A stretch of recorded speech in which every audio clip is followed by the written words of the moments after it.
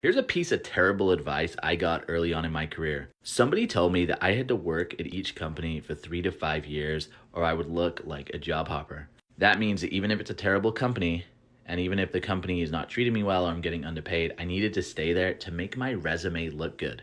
And look, as a recruiter, there's some truth to this if you take it to the extreme. If you're moving jobs every 6 months, you will look like a job hopper or a contractor and you will be less appealing.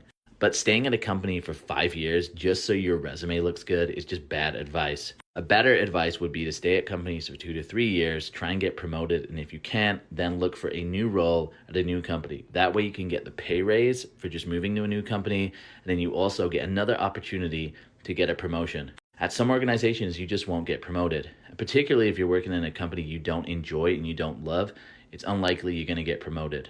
It's the basic idea that if you're not enjoying something, you're probably not getting the best results.